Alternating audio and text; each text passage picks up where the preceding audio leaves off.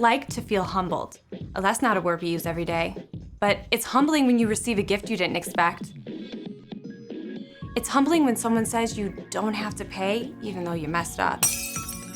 It's humbling when your dad takes an entire day off of work just to spend it with you.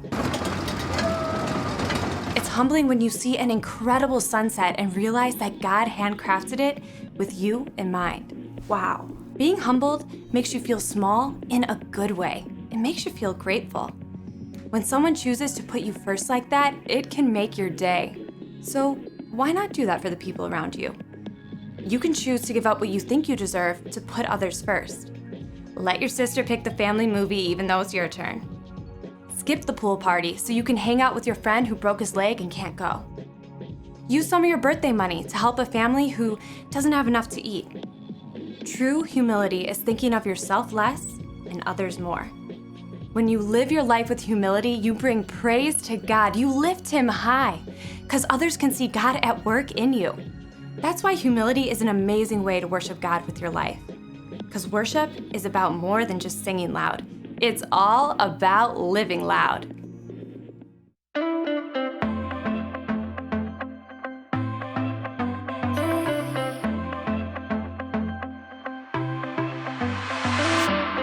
Everywhere that I go, you're there with me. Even in the night when I cannot see, I know you're by my side and I will be just fine. Oh God, you're always good to me. I wanna say thank you, thank you. I will live my life to praise you, and lift you high. Every night and day, I'll follow in your ways. I wanna say thank you, thank you. I wanna say thank you, God. Every breath that I take, you give to me. Every brand new day is a blessing. I know you're by my side and I will be just fine. Oh God, you're always good to me. I wanna say thank you. I will live my life to praise you, and lift you high. Every night and day, I'll follow in your ways. I wanna say thank you. I wanna say thank you, God. I wanna say thank you for mercy and kindness, for grace that is endless, love and forgiveness. I wanna say thank you for mercy and kindness, for grace that is endless, love and forgiveness. I wanna say thank you. I will live my life to praise you, and lift you high. Every night and day, I'll follow in your ways. I wanna say thank you. I wanna say thank you, God. I wanna say thank you, God. I wanna say thank you, God.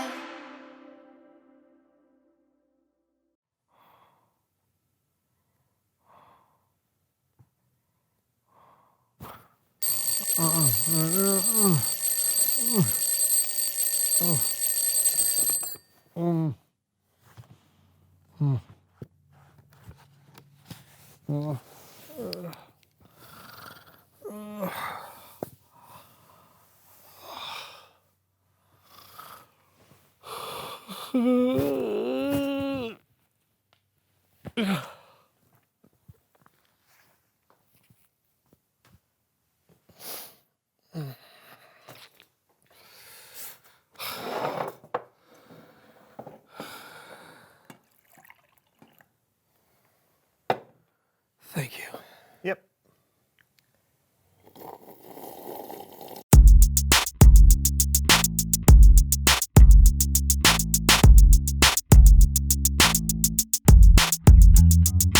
Hello, so-and-so friends. Hey to you and all of our viewers. From near and far. Welcome to the So-and-so Show. I'm John. And I'm Brandon. And we have got a show for you today. That we do. Why don't you tell them about it, John? Oh, no, my friend, after you. I insist. No, After you. no, I insist after you. It's time to play a game we call After You! And now for everyone's favorite game show, After You. This is a game that requires humility, where you want to put the other person first. So, after you. What am I supposed to do? We're going to balance a cup of water on a book, on our heads. Okay. Water balancing.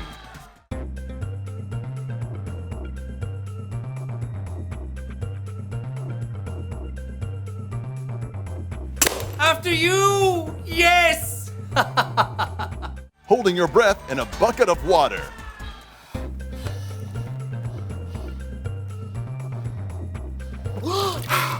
After you! Standing on a box while being hit with a palm frond. After you. After you. After you. After you. Nope. Whoa, whoa.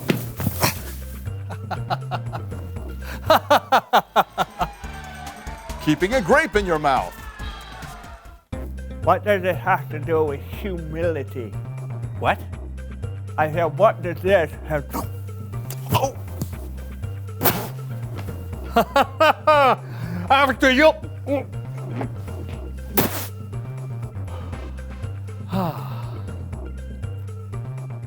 Thanks for playing After You. What a great game. Was it? Yeah, I'm so much more humble than you. I put you first every You time. did not put me first. Sure I did. No, you did not. Sure I did. You were the first to drop the water, the first to choke on a grape. I put you first in the game, which makes me first in putting you first. Wait a minute. Maybe I should have put you first by telling you to put me first. But if you put me first, because I let you put me first, I'd still be first at putting you first, which means, oh! It was you who were putting me first all along. Well played, Brandon. Well played. Uh-huh. It's Bible story time with Kellen.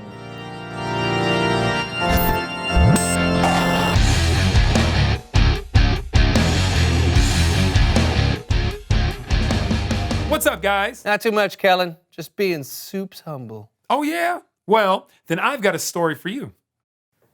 After you, Kellen. No. I'm humble. Thank you.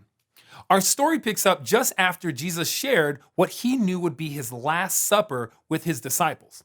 His heart was very heavy, so Jesus led his disciples outside to a place called Gethsemane, a kind of garden with olive trees. And Jesus asked Peter, John, and James to keep watch so he could pray. The disciples sat and waited, tired after a full meal, while Jesus went off by himself to pray to God. It was not a happy prayer. Something very bad was going to happen to Jesus that night, and he knew it. He was so sad, so anxious, and he prayed to his Father in heaven with all his might. My Father, if it is possible, take this cup of suffering away from me. But let what you want be done, not what I want. He prayed this way for what felt like an hour. But when he returned to his friends, he found them sound asleep. Couldn't you keep watch with me for 1 hour? Watch and pray. Then you won't fall into sin when you are tempted. The spirit is willing, but the body is weak. 3 times, Jesus asked his disciples to stay awake while he prayed, and each time, his friends fell asleep. And then, it happened. Are you still sleeping? Look, the hour has come. The Son of Man is about to be handed over to sinners. Get up. Let us go. Here comes the one who is handing me over to them. The disciples watched horrified as Judas, one of their friends, came up to Jesus, followed by a large crowd armed with clubs and swords. Greetings, Rabbi. Friend, do what you came to do. Judas went to Jesus at once and kissed him. This was Judas' signal to the armed men that Jesus was the one they should arrest. When they saw the signal, they grabbed Jesus. That's when Peter leapt into action. Peter took out a sword and lifted it. He swung the sword at the servant of the high priest and cut off his right ear. Yeah. Go, Peter. Woo! Yes! And then Jesus' disciples fought off the armed men and brought Jesus safely back home. Thanks for the story, Kellen. Yeah. Actually, that's not exactly what happened. Oh, don't ruin this happy ending for me, Kellen. So Peter cut off the servant's ear.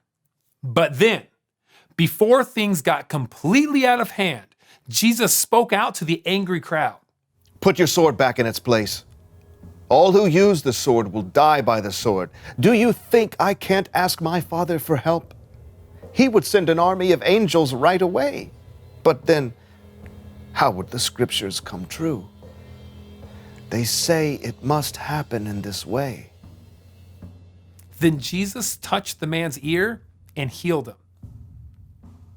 But Jesus' disciples, his friends, ran, leaving Jesus alone. He was arrested and taken away. To be continued. That's not happy at all. I know, but that's what happened. In fact, things got even worse after that. Worse? I don't get why Jesus was arrested in the first place. He didn't do anything wrong. True. And if he could have called an army of angels to save the day, why didn't he do that? Well, it's like what Jesus said when he was praying. He told God, "Let what you want be done, not what I want." Sure, he didn't deserve to be arrested. And sure, he could have easily done something miraculous to save himself. But Jesus knew that God had a bigger plan, so he put God first. And really, by putting God first, he was putting us first, because we were the reason God sent Jesus in the first place. Oh, so it is a happy ending? You'll have to wait until next time to find out. Ah, rats! Or, you could ask somebody how it ends, or read it in the Bible. It's a very famous story. Great idea, Kellen. Thank you for the story. Yeah, thanks. No problemo. I'll see you guys later. Later. Okay, so now we know where to turn to find out how to put others first. Yeah, the After You game! Oh, Jesus. Oh, right. Jesus! Jesus put his friends first, even though they fell asleep when they should have been keeping watch. His enemies, too. He actually healed one of the guys who came to arrest him. He put everyone first, which brings me to a question. Oh, reveal the question!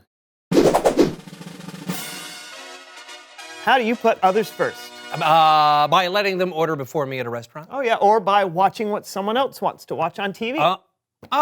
See, that's why you sat through 14 hours of baking shows with me last week. Yeah, and I still don't know what fondant is. You know what? You win, friend. You win, my friend. You are definitely the most humble person Not alive. a competition. Well, you're number one. No. You're number one. You're number one. No. You're putting me first, so I'm number one. No, you're number two. You're number two. Talk about it together. You're number two. How do you put others first? And we'll see you next time on the So-and-So Show. Can we go now? Oh, after you. Okay. See? Now I'm number two. I'm number two. I'm number two. Wait. Ancient Romans used to use grapes as earplugs. I can't hear you. I've got a grape in my ear. I have a grape in my ear. I can't hear you. Do you know what they used to use grapes for as well? Like so. When they swim. Oh, you knocked one of my. I can hear. I can hear. End it.